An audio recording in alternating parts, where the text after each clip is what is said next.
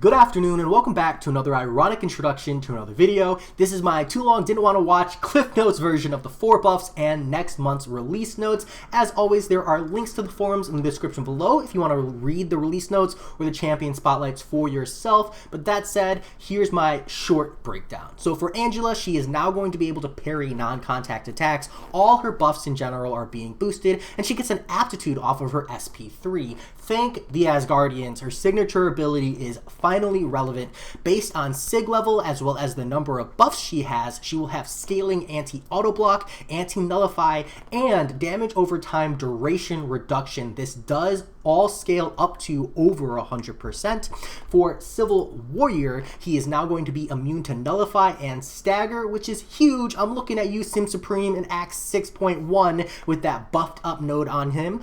He'll also have access to fury buffs, armor ups, heal blocks, and minus 25% poison and bleed ability accuracy per armor up on Civil Warrior. This works really well because he also has 2 indefinite armor ups from his sig ability. Now, I will say I do notice maybe a potential oversight. It really depends on his ability interactions because he turns his armor ups into furies. So if you do that and this turns his indefinite armor ups into furies, which it likely does, there's going to be a window where he has 0 armor ups. So if you're trying to use Civil Warrior for, say, caustic temper, where you do need like 50% ability accuracy reduction there in order to not be getting killed by the poisons, there's going to be a couple of hits where you're not having that ability accuracy reduction. And honestly, depending on the damage scaling, 1 poison is enough to get you killed. So do watch out for that. If the effect works where the indefinite armor ups stay even when you convert furies, then he might be a really good option for caustic temper.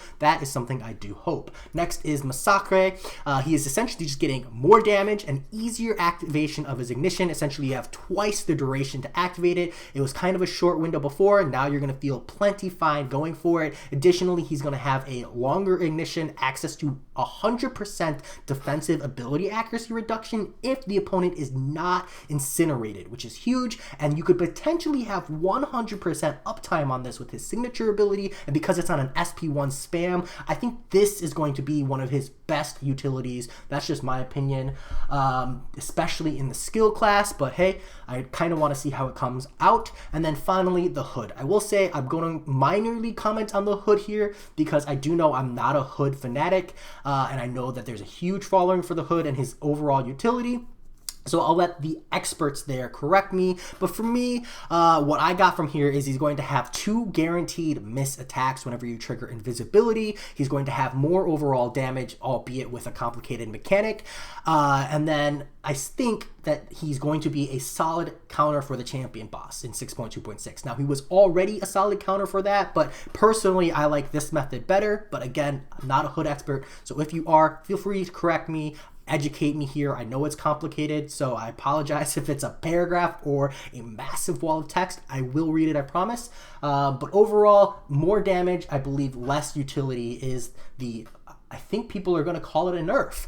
And then finally, on the release notes, there are 2 major things I saw here. The first is that the Daredevils will no longer miss their attacks. I don't see anything about them adding that to their descriptions. I hope they do. This is huge if you are a Ghost player or you're worried about that variant with a Daredevil in it and you were planning on using Ghost, because I think she's an option there. Do be mindful that he will not miss anymore. So you do need to go in there with a proper Daredevil counter, particularly the Hell's Kitchen one. And then finally is the International Women's Day Boss Rush. The biggest thing I want to pick up on this is because we get this pretty much every year, is that they say specifically step up in challenge, creativity, and rewards. Challenge makes me think maybe we're going to see significantly higher PIs here, or maybe like an extra difficulty. And rewards makes me think maybe, just maybe, we'll finally get a 6-star crystal in a boss rush, because honestly, that's what I need to see to be excited. As always though, I hope you enjoyed. I hope this helps some of you out, and I'll talk to you later. Peace.